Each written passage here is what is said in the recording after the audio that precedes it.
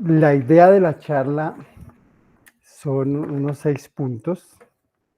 Primero quiero pues, hacer unas pequeñas reflexiones. Luego quería comentarles o explicarles a grosso modo en qué consiste hoy el actual sistema de pensiones o digamos de protección a la vejez. Una persona que aquí, allá están viendo, perdón. No. Y luego, ¿cuál es la estructura que propone el proyecto de ley que reforma el sistema pensional en Colombia actualmente? Y luego hacer unas simulaciones o unos ejercicios de lo que puede pasar, especialmente de este régimen contributivo que, que es el que más se transforma.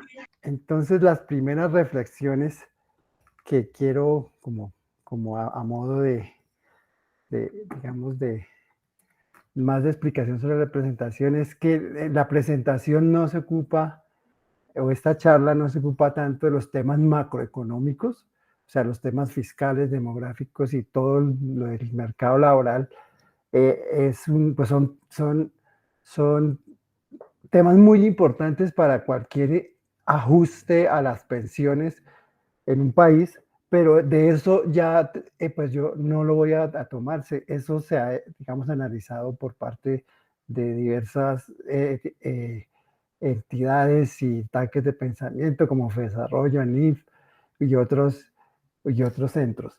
Entonces, porque la reforma sí tiene ciertas implicaciones fiscales, pero yo no me voy a centrar tanto en eso. Entonces, lo otro es que comparo un poco el actual sistema con la propuesta, y pues ya ustedes lo vieron un poco en el contenido, y hago unas simulaciones sencillas como para ver cómo puede afectar tanto a los dos grandes, digamos, administradores, Colpensiones y los fondos privados, y a la vez una simulación, un ejercicio con datos que he tomado, digamos, de diversas entidades, pero ya las simulaciones son como responsabilidad mía, ¿no? Y que también tienen para un ejemplo de una persona, cómo le iría o cómo estaría en el actual régimen. Y pues recordar que en todo este tema siempre habrá debates sobre los derechos que tienen las personas, en este caso nosotros los colombianos como ciudadanos, los derechos que nos da el artículo 48 de la Constitución, pero a la vez las capacidades fiscales. O sea, el tema fiscal aquí es muy importante. Yo creo que quizás la principal crítica que han hecho diversos analistas, pero pues tener en cuenta que siempre habrá ese debate en un país pues como el nuestro, todavía de ingreso medio y con problemas grandes en el mercado laboral y digamos en el acceso a oportunidades. Entonces esas son como las reflexiones preliminares. Eh, y el segundo punto, primero en forma, es poco recordar en qué consiste un sistema de pensiones o de protección en la vejez. Yo hablo aquí a veces de protección en la vejez porque las pensiones como tal, en sí el sistema pensional en Colombia hoy hace parte de un sistema más amplio que es el que no alcanza a cubrir las pensiones, que son los temas de subsidios, especialmente los subsidios de Colombia Mayor o el pilar solidario que ahora, digamos, se va a denominar con la nueva propuesta, y otros mecanismos semicontributivos como los beneficios económicos periódicos. Entonces, por eso es que hablo en sí del sistema de protección en la vejez o para la vejez. ¿En qué consiste en sí un sistema de esos? Aquí está esta definición, es un poco, digamos, dirigida a lo que es pensiones, pero en general uno puede hablar de que es un arreglo institucional que ofrece posibilidad de ahorrar durante la vida activa, durante la vida laboral, durante el momento en que somos, digamos, tenemos salud y podemos trabajar y pues generar ingresos, con el fin de recibir un flujo de ingresos para cubrir consecuencias adversas de tres riesgos principalmente, que son el de invalidez, el de muerte o vejez. Entonces el de vejez, que es la jubilación, es como el que más a nosotros o al que la mayoría de personas está interesado, pero los otros dos, en la muerte están los sobrevivientes y pues en el tema de invalidez también hay beneficios si uno está en el sistema pensional. Sus principales componentes son el flujo de fondos, o sea, cómo recaudo yo los fondos o cómo los financio, y que ahí habla mucho de fuentes, hablamos mucho de fuentes y usos, los parámetros, pues los parámetros básicos de un sistema de pensiones son las edades, las tasas de reemplazo, de cotización, las tasas de reemplazo, el monto de los beneficios son, digamos, el monto de las pensiones, que viene determinado por las tasas, que técnicamente se le denomina tasas de reemplazo. Quiénes son los beneficiarios y otro tipo de parámetros que, no, pues no se mencionan todos. Y el esquema de administración. Ahí es donde, por ejemplo, pues uno ve las diferencias en cuanto a los temas de los fondos privados y un régimen de prima media o público como el de Colpensión. Por lo general, los sistemas de pensiones o de ahorros para la vejez, pues o responden a lo que pasa en nuestras vidas durante el curso de vida o el ciclo de vida, que no es exactamente lo mismo, pero es básicamente cómo nos va en la vida en términos económicos en las diversas etapas. Entonces, cuando uno, aquí pues dibujé este estilo estilo de línea de tiempo, que uno pues cuando pues, están las etapas de la niñez, que son, digamos, niñez e infancia que van, y adolescencia que van hacia hasta los 18, después en la juventud, ahí no hay, digamos, capacidad de producción, uno está preparándose y no necesariamente está trabajando, no debiera por lo general. Después llega la etapa de juventud donde por lo general se combina estudio y trabajo a veces. Luego ya la etapa adulta, pues para nuestro contexto la normatividad colombiana, la juventud va de los 14 a 28 y después se supone que empieza una etapa plena de adultez, digamos, que depende ya de lo que uno considere, pero legalmente hay varias edades, digamos, en las que uno ya deja de ser adulto pleno y es adulto mayor. Lo digo así en el sentido de porque tenemos las edades de pensión, que son las de 57 y 62 años. Ahí también está una ley de 2008 que nos habla de que la edad para ser adulto mayor es 60 años, pero muchos,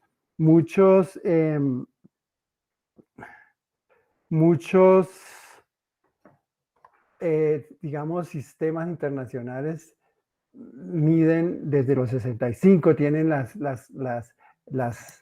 edades de pensión en los 65, a los 70, por ejemplo, en Colombia ya es un retiro forzoso para los empleados públicos. Y en estas edades, pues ya uno lo que quiere, bueno, en la etapa de adultez, pues uno trabaja fuerte y ahorra, y en la etapa de vejez, pues recibe beneficios, especialmente rentas, y en los sistemas pensionales es importante también lo que pase después de la muerte, ¿no? Porque uno puede dejar beneficiarios. Entonces, esto que les muestro aquí es que es cómo, digamos, opera el mecanismo de pensiones en cada una de esas etapas. Entonces, como les decía, antes de los 18 años, por decir, o cuando se es adolescente o niño, pues prácticamente si lo protege a uno algo del sistema, ya es casi que una pensión de sobrevivencia, pues uno aún en ese momento no cotiza y de pronto le cubriría, es como los ingresos de los padres que pueden ser pensiones de sobrevivencia, por ejemplo, o las de jubilación, pero si a alguien le afecta directamente, o sea, un niño como beneficiario puede llegar a tener pensión de sobrevivencia. Ya en las etapas de juventud y adultez, pues uno cotiza. Hoy en día la cotización es pues digamos, si formalmente está, cotiza o cotizan en conjunto con el empleador, cotiza el 16%. Ahí tenemos cómo es la distribución hoy en día. También puede recibir pensiones de invalidez o pensiones de sobrevivencia también. Eh, y puede, si no tiene recursos tan, digamos, formales o elevados, aportar a los beneficios económicos periódicos, que es lo que existe desde 2015 en Colombia, que es voluntario, ¿sí? Pero uno tiene esa opción. Así, si no alcanza a ahorrar en el sistema pensional, pues está. Y la otra idea que yo siempre digo es que hay otros ahorros que uno debe o siempre está haciendo si tiene la oportunidad de trabajar o de hacer negocios. Todo eso sirven para la vejez.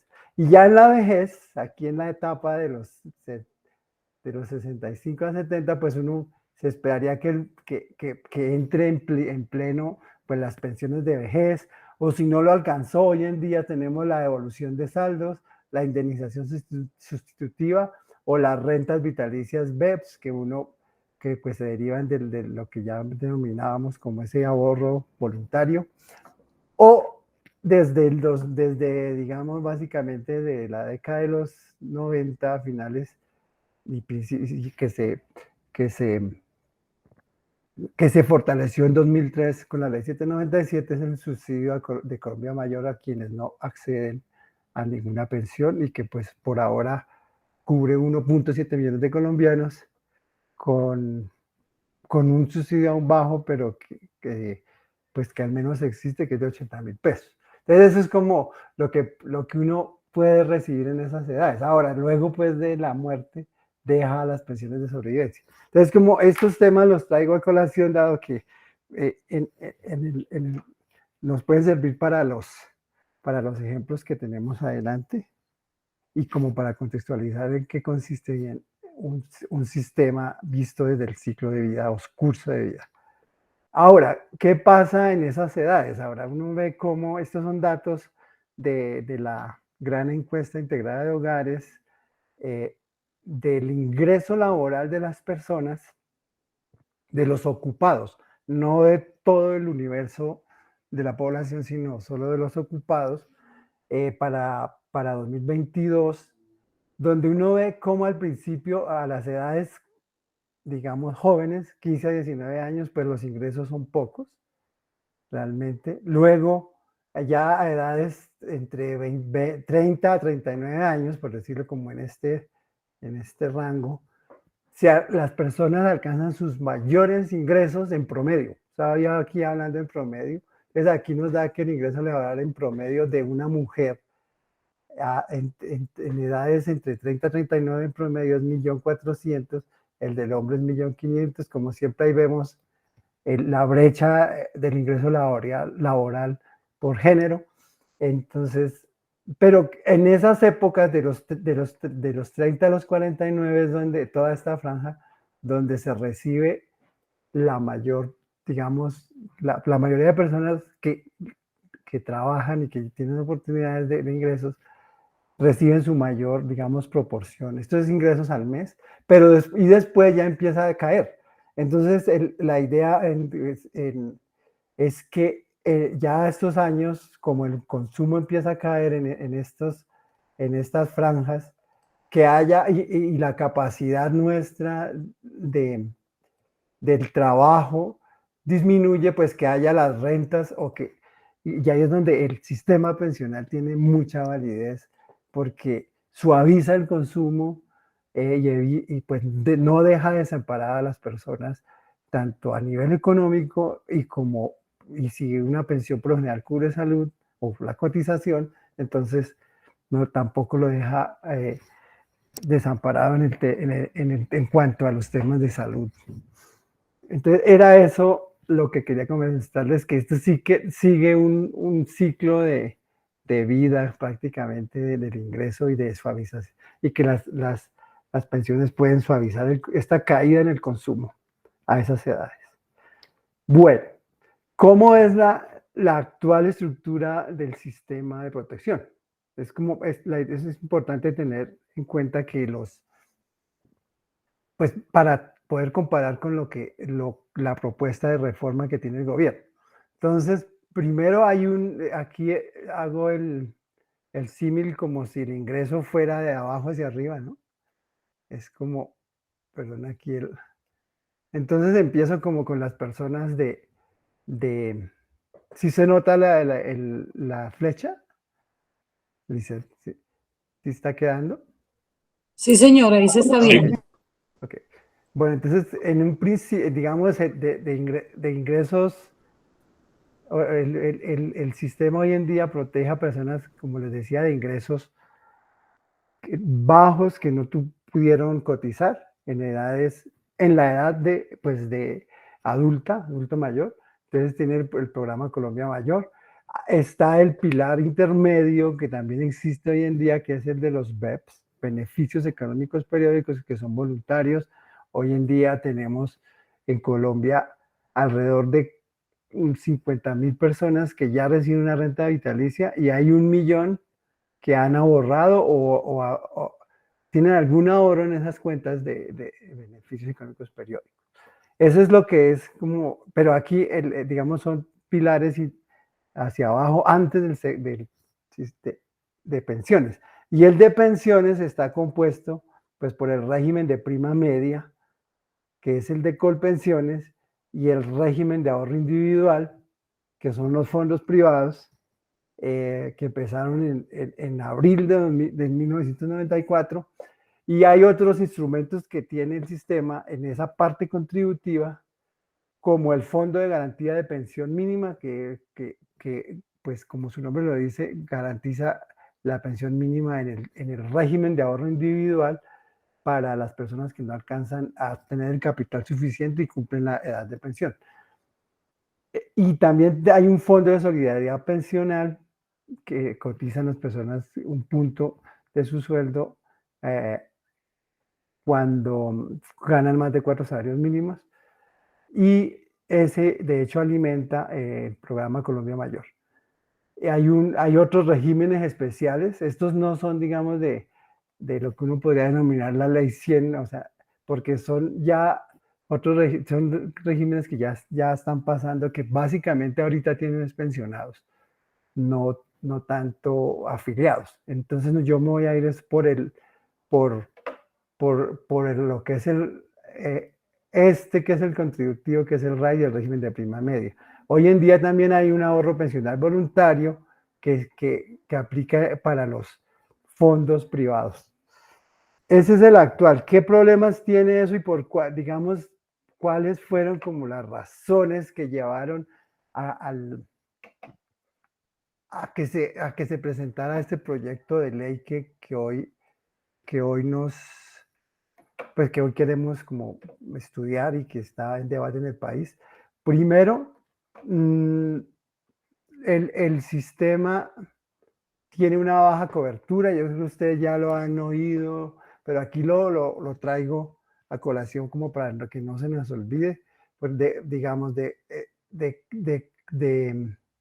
uno de cada 4 personas mayores accede a una pensión, o sea, como el 25% si uno de 3.6 millones de personas mayores de 65 o 5.7 mayores de 60, y uno de 4 de las personas pobres que no tiene, digamos, acceso, que son pobres, de adultos mayores, no, recibe también uno de cada 4, o sea, 25%. El gasto público en Colombia en pensiones y los subsidios que se dan eh, es bastante alto y regresivo, 3.5% del PIB. En otros países puede haber cifras similares, o sea, o una proporción similar en términos del PIB, pero cubre muchas más personas, tiene mucho más beneficios y es menos, digamos, es menos regresivo. Entonces, este 3.5% básicamente surge de los regímenes especiales que les decíamos ayer, perdón, en la anterior diapositiva, y el gasto público, según los análisis de los diferentes centros cubre a personas con altos ingresos, por lo cual es bastante regresivo o inequitativo. Ahora, hay unas inequidades implícitas en el sistema contributivo. Eso básicamente es que personas con historias laborales iguales reciben beneficios diferentes si están en Colpensiones o en un fondo privado. Entonces, por eso es que oímos que muchas personas al final se están pasando de los fondos a Colpensiones, algunas se pasan y no eran la mejor decisión, cosas de ese estilo, pero el hecho es que por ese tipo de diversas circunstancias a las que se ven abocadas las personas, pues ahí es donde se reflejan las inequidades. Y ahí además una dificultad en entender un sistema pensional, más como el nuestro, que tiene las dos opciones, hoy en día pues, se llama sistema paralelo, donde uno no sabe en cuál le puede ir mejor. Entonces, esos son como los temas generales que uno, que casi que todo el diagnóstico de todo el mundo lo ha dicho, y uno lo podría ver aquí en un cuadro que yo hice. Este cuadro, perdón, que no veo perdón. Aquí tenemos cómo es la distribución. Mira, aquí está el cuadro también para que lo puedan ver. Pero yo tengo aquí los ocupados y los cotizantes.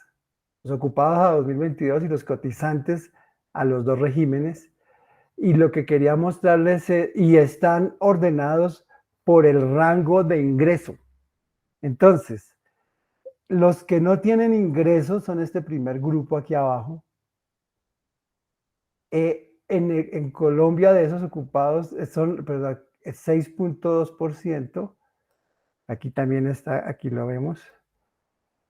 Y los que están entre, digamos, que ganen un peso y la línea de pobreza extrema es el 7.5, que es esta parte.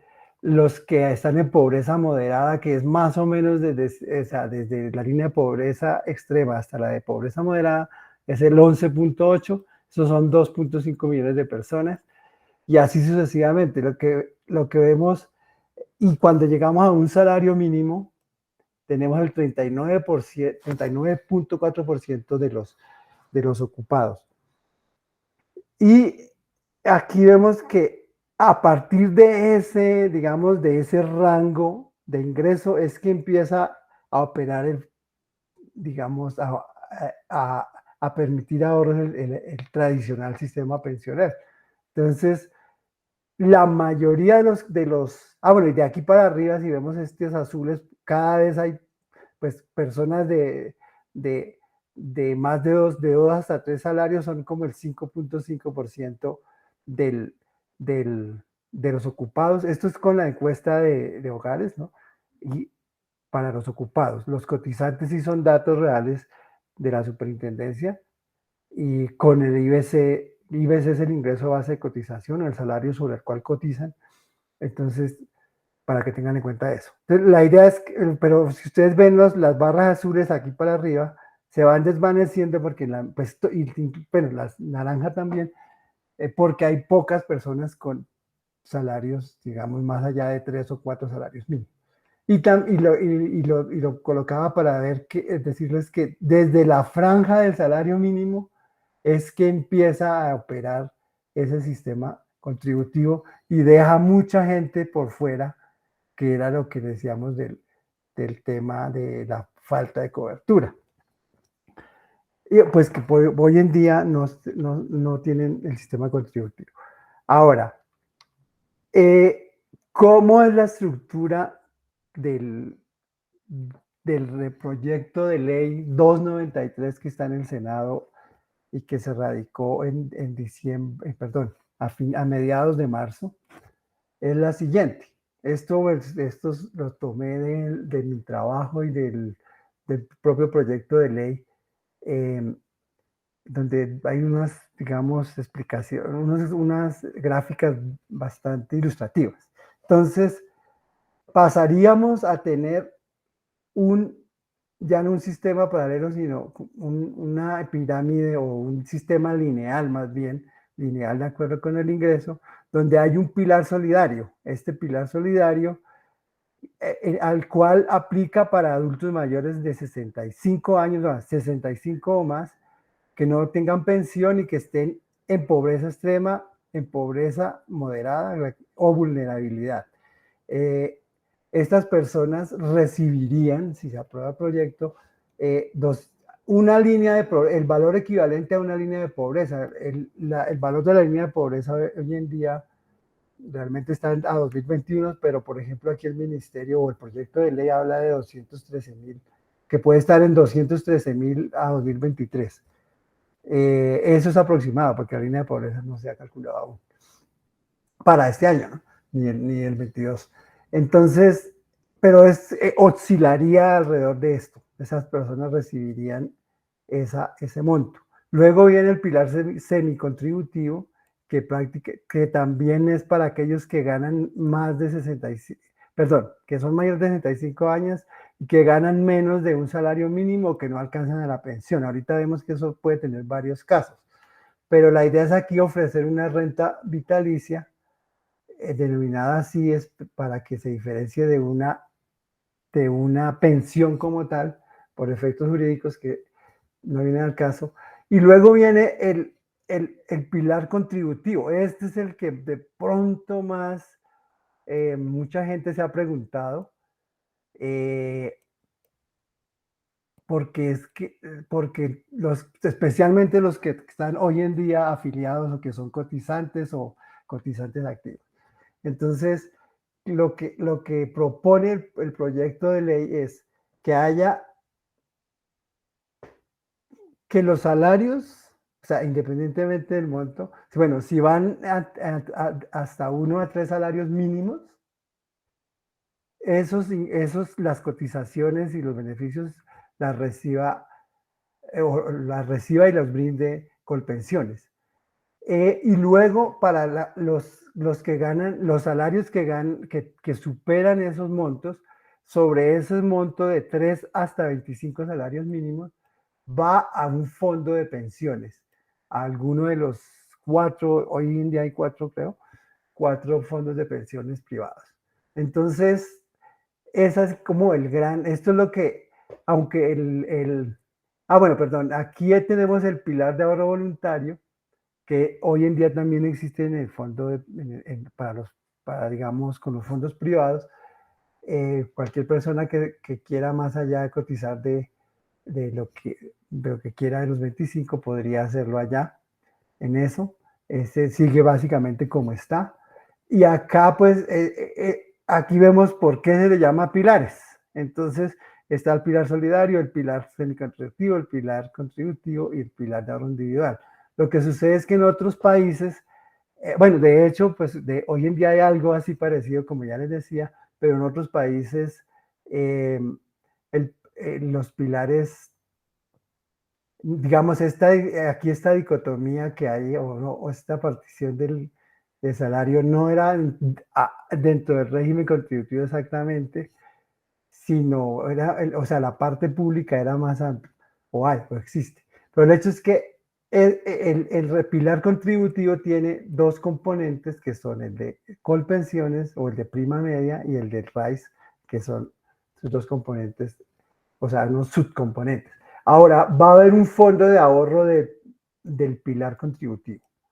Este es para que lo va a manejar Colpensiones y va a haber un fondo de solidaridad que también ya existe, que se lo mostraba en la pasada. Tiene una subcuenta de solidaridad y una aquí no quedó la de subsistencia, pero ese también existe. Este fondo ha sido un poco, digamos, polémico en el sentido de que si lo administra Colpensiones, qué tanto de verdad lo ahorra el mercado de capitales, todo esto del ahorro macro, pues eso está ahí está en la discusión realmente. Pero pues digamos una cuestión importante es que sí quedó un fondo de ahorro que tiene unas reglas para su uso y que no necesariamente al menos unas reglas mínimas por ahora para que se pueda empezar a usar. Porque siempre el temor y de los tecnócratas, por decirlo, es que es que los gobiernos echen mano de los grandes ahorros que tienen los sistemas pensionales para financiar otros gastos. Pero en este proyecto pues existe un fondo de ahorro. Ese, digamos, es una forma de verlo. El otro gráfico que se ha mostrado es este, que es básicamente igual, pero un poquito más, con más explicación. Ahí tenemos el pilar solidario. En el pilar semicontributivo beneficia especialmente a las personas que no alcanzan a, digamos, que no tienen muchas semanas y que llegan a 999. Y hay formas de ayudarle ahí con la renta. Si alguien tiene menos de 150, la 149, y llega a la edad, se le devuelven hay devolución de saldos, pero aquí los que no alcanzan a la edad, en estos rangos, tienen la opción de que haya la renta vitalicia, la que veíamos aquí atrás, esta. Si no, y también se puede combinar con el pilar solidario. Y el pilar contributivo también tiene varias, digamos, algunas novedades, digámoslo así, frente al sistema actual, que puede haber una pensión anticipada para quienes no cumplen, no alcanzaron las semanas, entonces pueden recibir la pensión, pero se les descuenta o tienen que cotizar hasta que completen la semana. Esa es la denominada pensión anticipada. Esa pensión, de hecho, es una de las recomendaciones que hace la OIT, y la OIT digamos, como en un test que hace a los países o a los sistemas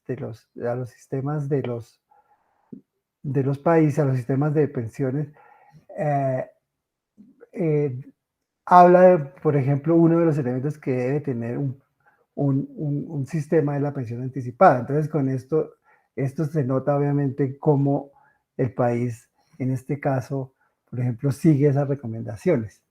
Y aquí tenemos pues la pensión del componente de prima media, como les decía, 1 a 3 salarios mínimos, 1.300 semanas.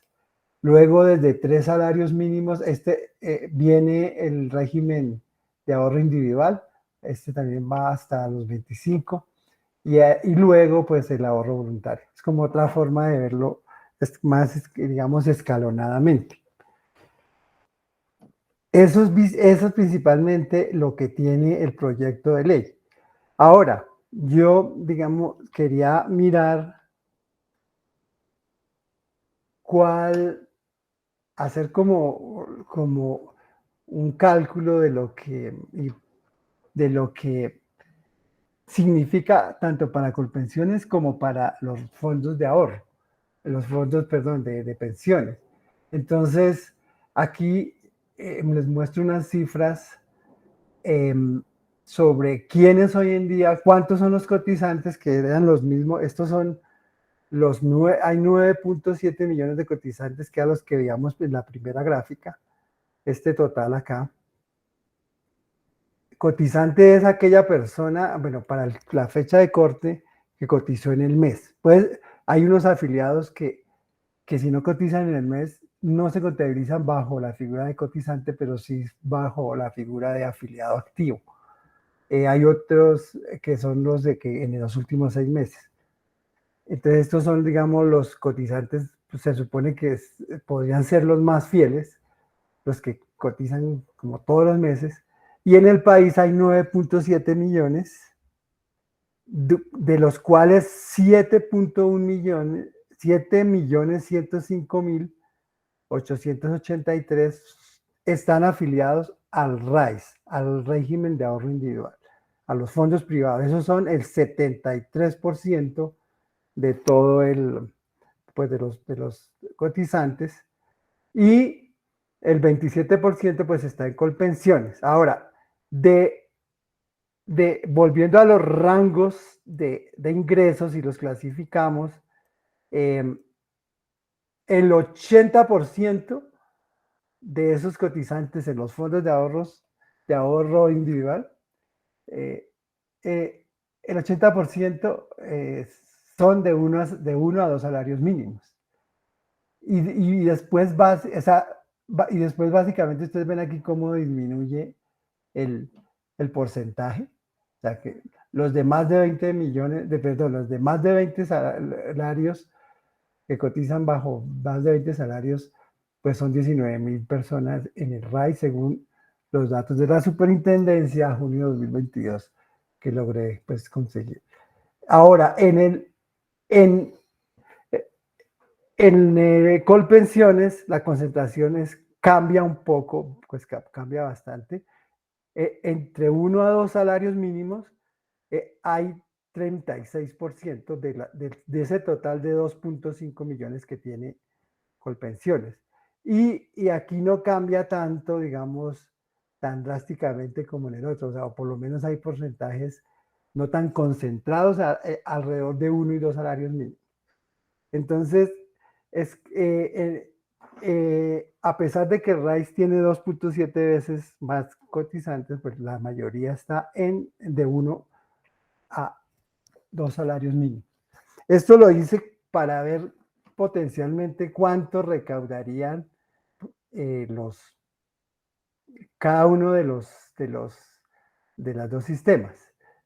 Entonces, lo que hice acá fue tomar, y pues aunque tengo ahí algunos datos, pero la idea era hacer el ejercicio a mano, por decirlo. Entonces, lo que yo hice, cuánto puede recaudar o cuánto recauda aproximadamente cada uno.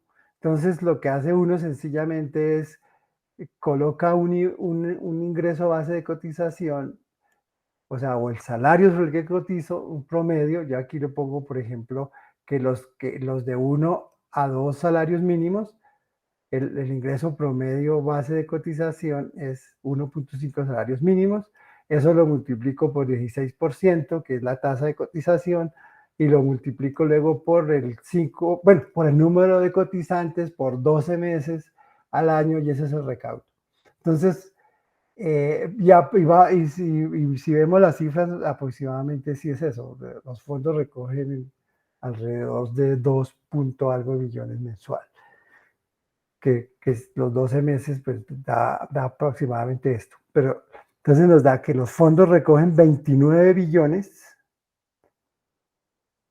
en total, y el mismo ejercicio para Colpensiones con sus afiliados, sus cotizantes, entonces nos da 17 billones.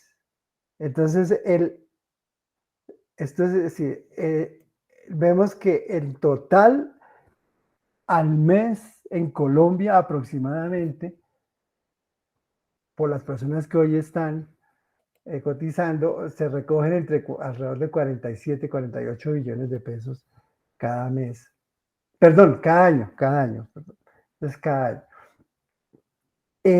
Y vemos que el 62% corresponde a los fondos privados. Pues como vemos, tienen mayores, pues 3 veces más el número de cotizantes. Y el Colpensiones recauda el 37%. Ahora, ¿qué pasa con la nueva regla o con la posible nueva regla? Porque todavía no está. Entonces aquí vemos que quería mostrarles que en estos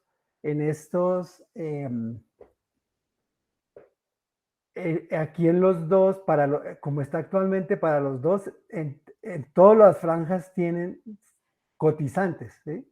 Tienen cotizantes y tienen pues recaudo en los dos, en Colpensiones y en RAIS, ahí lo vemos.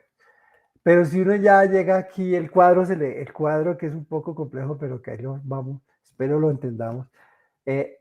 Si uno ve cómo es el nuevo con la propuesta de reforma, vemos que los cotizantes ya aquí hay un vacío. Pues es sencillo, pues lo que nos dice la ley, perdón, lo que dice el proyecto de ley, que ya no va, para los fondos privados no va a haber cotizantes de 1 hasta 3 salarios mínimos. O sea, con ingresos sobre eso, sobre ese ingreso, esa franja, no cotizan al RAIS, cotizan sobre el resto pues si ganan,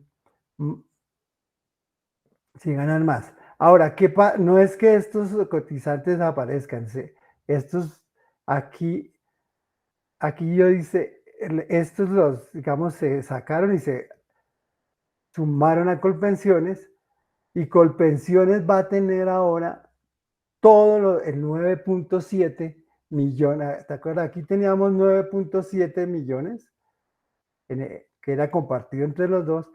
Ahora Colpensiones va a tenerlos todos, porque todos están obligados a cotizar hasta 3 salarios mínimos, hasta acá. Ahorita les explico lo que hay ahí para arriba. Entonces, estos ya no van a estar en RAIS, pero sí van a estar todos en Colpensiones. Y los que están aquí para arriba, la cotización a la obligación es que sobre los 3 primeros salarios mínimos cotizan a Colpensiones. Eso no quiere decir que los que ganen 4 salarios mínimos no van a cotizar a Colpensiones. Entonces ellos también se cuentan así tengan ingresos altos, su obligación es cotizar sobre los 3 primeros. Por eso aquí colocaba el ejercicio, que aquí el IBC promedio, miren, este era el IBC que teníamos antes, ¿sí? Esta parte. Pero aquí, a partir de acá, aunque ellos tienen un IBC más alto en total, pues sobre 3 salarios mínimos van a cotizar a Colpensiones, así ellos ganen más de 20, hasta 16, todo eso. Y aquí vemos el recaudo sigue igual, ¿sí? El recaudo pues no varía en este ejercicio, ¿no? Entonces, como si todo estuviera quieto a junio de 2022 y se hacen los traslados. Entonces, ya cambia aquí el recaudo. Primero, pues Colpensiones, perdón, en cuanto a cotizantes, todos los colombianos, los cotizantes tienen que ir a Colpensiones. En este caso, el 9.7 que había a junio de 2022. Y 1.6 millones de ellos además cotizan para el RAIS, que son esta suma de 1.6. Y en cuanto al recaudo, que es esta columna, ya los fondos no recaudarían sino 11.6 billones y Colpensiones recaudaría 35 billones. Ese es como el gran cambio que se puede dar para un año, ¿no? Yo por eso ya no hago ejercicios de largo plazo, sino, digamos, como más bien un tema aquí pedagógico para ver cómo se generan, por qué se generan esos cambios. Entonces, ese fondo de ahorro que vimos hace un rato, todos estos recursos se irían en buena parte allá, y también para el pago de las pensiones. Hoy Colpensiones paga alrededor de 35 millones, de hecho, anuales, de 35 y 40, las actuales pensiones, los actuales pensionados, que son alrededor de 1.5. Y aquí, pues esto es lo que a veces las personas podrían decir, ahora les llegó, ahora sí tienen cómo para pagar y se van a gastar el ahorro. Eso es lo que piensan algunos.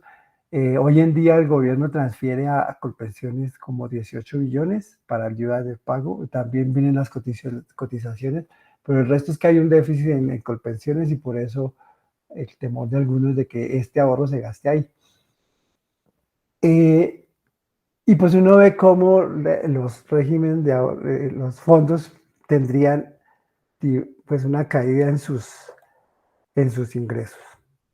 Esa es como una simulación de lo que pasa con esos dos subsistemas del pilar contributivo. Ahora hago una simulación para un caso individual. Entonces, uno puede tomar pues, cualquier otro tipo de persona, pero aquí tomé el ejemplo de un hombre, o sea, cómo le aplicaría a un hombre cuando le den esa pensión. Es que aquí, ¿cómo hace si ese hombre, bueno, por un lado, esa persona, aquí estoy siendo bastante optimista o de un caso súper exitoso en el sector laboral, o sea, en el mercado laboral, que trabaja desde los 25 años hasta los 62, cotiza todo el tiempo que trabaja cotiza. Entonces él acumula como 1900 semanas, que son 36 años. Esa persona al momento de pensionarse tiene una esposa menor de 5 años, porque esto importa para el efecto del cálculo de la pensión. Y aquí es donde quería darles el caso que, por ejemplo, esta persona aporta sobre un salario igual a 7 salarios mínimos. Escogí 7 salarios mínimos para ver qué pasa con esas personas que, primero, los que ganan menos de 3, pues todo va a estar en Colpensiones y se va a mover con la regla normal de hoy en día, de la ley 100. Pero mucha gente se pregunta, estos que están más de 3 salarios mínimos, ¿cómo va a ser su ingreso? ¿Cómo es lo que cómo ellos van a recibir? Entonces, por eso tomo un salario equivalente a 7 salarios mínimos legales mensuales vigentes para 2023, que es 1.160.000, lo cual nos da 8.120.000. Y además, como ellos, hay una parte, como ya lo dijimos, 4 salarios mínimos se le irían al RAIS. Allá también depende de en dónde, pues allá depende de la rentabilidad totalmente, básicamente, ¿no? Pero ahí hay opciones, como ustedes han oído, de invertir en un fondo de bajo riesgo, en un fondo moderado, en un fondo de alto riesgo. Entonces nosotros, tomando un simulador, esto lo hicimos con ayuda de un simulador que está en uno de los fondos, tomamos que invierte en un fondo moderado. Entonces, ¿qué pasa con esa persona? Entonces aquí ya como una forma gráfica, en su etapa de ahorro o de acumulación, la que veíamos allá al principio de, de la juventud y de la adultez, eh, pues bueno, bueno, que primero se ilustra que se cotiza a 16, el salario, perdón, estos 8 millones, se le van 4.640.000 para el fondo privado y el restante 3.480.000, que son 3 salarios mínimos, se va a Colpensiones. Entonces, le toca si vamos de aquí, de abajo hacia arriba, el 16% de 3.480.000 es 556.000. Entonces, esto va a recibir Colpensiones cada mes de esa persona. Mientras que los fondos, en el fondo que lo elija, va a recibir 742.000. Y pues va a trabajar los años que dijimos y todo. Ahora, ¿qué pasa al final de la vida, ya en la etapa de desacumulación? Entonces, aquí incluimos pues unas variables, bueno, como una variable que es importante es el monto que acumula en el RAIS, en el fondo privado. Entonces, a modo de ejemplo, pues digamos, esto es traído del simulador, esa persona, por esos 4 salarios mínimos de acá, y con una rentabilidad que tiene ahí, acumularía 395.573.229 pesos a los 62 años. Y En Colpensiones, pues aquí no se habla de un monto que acumula porque es la norma. Ahora, voy a seguir aquí arriba para explicar de última lo de Colpensiones. En ese monto, este capital le alcanza para un monto a esa edad y dado que tiene una esposa como posible beneficiaria, para 1.260.000, una pensión o voy a decirlo, un componente de pensión de 1.266.242 pesos. Pero ahora vemos qué pasa aquí en Colpensiones. En Colpensiones, el proyecto de ley habla que se mantiene la misma fórmula de cálculo del monto de la pensión. Entonces, si ustedes ven la ley 100 y el artículo 35, creo, del proyecto de ley, creo que es el 35, tiene una fórmula, bueno, no es 35, ya se me olvidó, que es la fórmula que está en la ley 100, que primero se calcula con una fórmula que es 65.5 menos 0.5 S, que ese es el número, S quiere decir el número de salarios mínimos, y esto le daría un 64%, pero si la persona tiene más de las 1.300 semanas, por cada 50 semanas hay un 1.5 puntos adicionales. Entonces, como esta persona decíamos que tenía 1.900, tendría 18 puntos adicionales a los 64.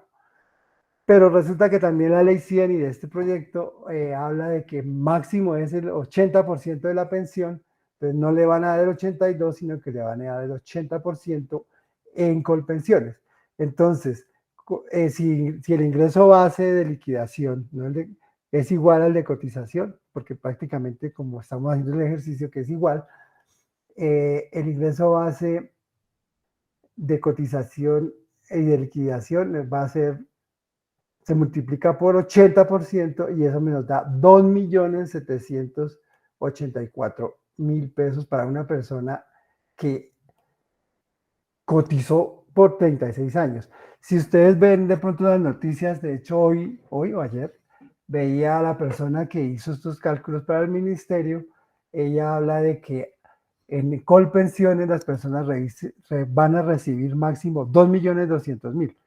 En este caso nos da más porque le aumentamos esta fidelidad de 18 puntos que llega al 80.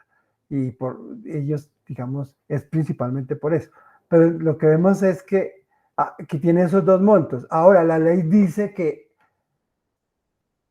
el proyecto de ley, perdón, que al final se le da a la persona, digamos, una pensión integral de vejez, que es la suma de estos dos, que es la suma de 1.266.000 más 2.784.000. Entonces, le da a esa persona 4.050.000 de pensión. Entonces, esto era para que vieran un poco. Ahora, no está tan claro cómo es que se unen esas dos pensiones ahí al final, porque este es un mercado de rentas vitales, bueno, no sabemos, perdón, estos recursos, estos 395 millones, según el proyecto de ley, se los transfiere a Colpensiones, no es que sea la pensión. Y ya Colpensiones calcula como la posible renta vitalicia, que es esta, y aplica la fórmula aquí abajo y eso le da, pero pues operativamente esto tendrá sus implicaciones que igual no se conocen, pues por lo general no va a quedar eso en la ley, queda ese para la reglamentación. Entonces ese es como el ejemplo de alguien que ganó 7 millones y cómo dividió su ingreso y cómo le fue, digamos, al final. Ahora, pues si uno quiere un ejemplo de 1 a 2, de a 3 salarios, pues ahí tiene el ejemplo. Esa persona tendría 2.784.000 como pensión integral vejez final, ¿sí? Cuando dice integral es porque por lo general tiene, no, o porque puede tener el componente tanto de Colpensiones como de los fondos privados. Entonces, ese era un poco el ejemplo que quería comentarles. Tengo por ahí el cálculo, pero no lo coloqué de cómo sería con el tema, con el sistema hoy en día. Pero vamos aquí, ahora como quiero mencionar como los posibles efectos, eh, o un poco como los perdedores y ganadores en este nuevo esquema. Aquí mezclo un poco como de personas con instituciones, pero es como para dejar un poco lo que puede pasar, que de todas maneras no todo es blanco y negro, porque pueden haber cosas distintas, o sea,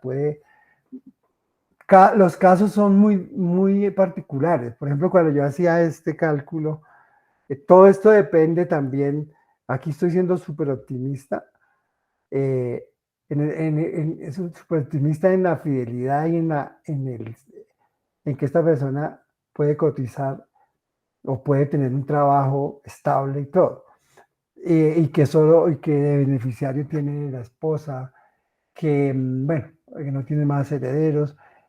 Ahora que la tasa esto creo que fue hecho con una tasa de 4%, la tasa de rentabilidad de de los fondos se mantiene, cosas de ese estilo, pero esto es solo un caso, lo que quiero decirles, esto es como ilustración, pero uno, los datos pueden cambiar, digamos, o cambian si es una mujer, si tiene tres hijos menores de 18, bueno, cosas de ese estilo, o si, digamos, si tiene también como enfermedades y todo. Pero quería ahora mostrarles, ya para terminar, digamos, los posibles efectos o quiénes pueden ser los ganadores, los perdedores.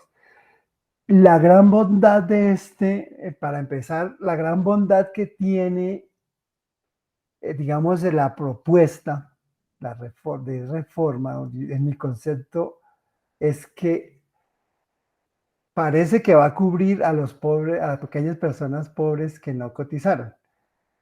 O ahora, lo que les decía, que es el pilar solidario con 213.000 pesos aproximadamente. Hoy en día existe Colombia Mayor, pero es bajo, digamos, es un monto bajo y todavía digamos, todavía falta por cubrir personas.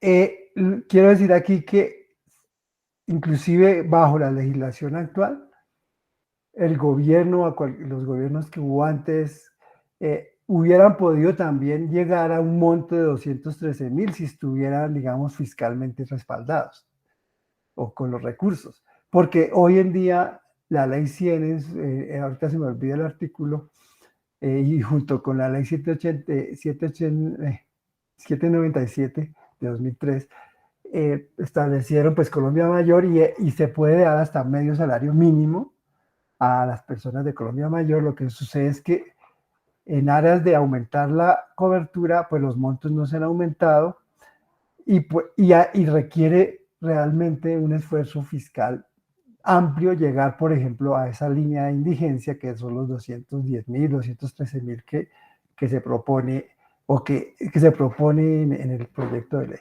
Entonces, pero si se logra fiscalmente tener esto, pues la verdad que las personas más pobres que nunca cotizaron, en mi concepto, son los que más beneficiados se verían. Entonces pensemos de pronto en un abuelo, un tío, no sé, que es informal, que no fue a la Universidad Nacional, que, bueno, y que posiblemente le podría verse beneficiado siempre y cuando, digamos, haya a los recursos. Ahora, los que les faltan algunas semanas para pensionarse y que no lo lograron y todo, que esos son muchas personas, pues también tenemos la pensión anticipada, también por el esquema semicontributivo, hay, las rentas vitalicias de ahí, se mejoran, por ejemplo, la devolución de saldos para ciertos grupos, la devolución de, perdón, devolución de saldos no, sino lo que hoy denominamos, pues sí, es una devolución de saldos de cuando no alcanzo a conseguir la pensión, pero en Colpensiones, que la denominamos indemnización sustitutiva o la denomina la ley, es, hoy en día no se reconocen intereses y para ciertos grupos de ese pilar semicontributivo se le reconocerían una tasa de, o sea, un rendimiento por encima de la inflación de 3 puntos, creo que es que está en el proyecto de ley. Entonces eso ayuda mucho y estas personas podrían tener un capital mayor para conseguir una renta vitalicia. Ya lo que ustedes lo han oído, las mujeres con hijos, que se les daría 50 semanas eh, eh, en reconocimiento de hasta 3 hijos, cuando, o sea, acumularían ya 50 o 100, hasta 150 semanas. También hay una parte que no habla mucho las personas, pero que sí está en el proyecto de ley, y es el también para las personas, los padres o las madres que tengan hijos inválidos, se pueden acceder a cualquier edad siempre que tengan las semanas cotizadas. Sabemos que sí, las semanas cotizadas es lo más complejo, pero por lo menos aquí da una opción de que puedan tener cierta preferencia. Yo creo que para los hogares con personas con discapacidad puede ser algo importante. Podría mejorarse en mi concepto este artículo, pero obviamente también depende de los alcances fiscales. Ahora, al gobierno, digamos, parcialmente le ayuda porque reduce subsidios de personas de ingresos altos. Lo que sucede es que, bueno, este es un tema más complejo en Colpensiones. Aquí hay un debate también, ¿qué es subsidio o derecho? Como decíamos al principio, los derechos también, pero si financieramente una persona ahorra en Colpensiones y tuviera una tasa de interés, la mayoría de ellos no alcanzaría a tener la tasa de reemplazo o el monto de pensión que tiene, y por eso se dice que el Estado lo subsidia o el sistema subsidia. Por ejemplo, para obtener una pensión de salario mínimo que no haya cotizado por un salario mínimo, los cálculos indican que más o menos el 50%, no, como poco más del 50%, o ese aporte sobre un salario mínimo solo alcanzaría como alrededor del 50% de una pensión, para una pensión de, de 50% de salario mínimo. Entonces el otro 50% de esa pensión es lo que, digamos, de los técnicos llaman los subsidios. Entonces, cuando aquí, y más si gana, pues como vimos, más si gana mucho más. Pues si gana 8 o 10 millones prácticamente se le está, eso hay muchos cálculos, ustedes pueden ver los cálculos de ANIFE, desarrollo del DNP, bueno, varios, cuáles son como ese tipo de subsidios. Entonces, si gana más, pues esos que tienen, que ahora los obligan a cotizar desde 4 salarios, desde el tercer salario mínimo hacia arriba a los fondos, pues ya el gobierno no subsidia esa parte. Entonces ya menos impuestos se dirigirían para esos pagos, porque se reduce en ese sentido, digamos, la deuda para el gobierno, el gasto público. Perdón, aquí, perdón, que faltó uno.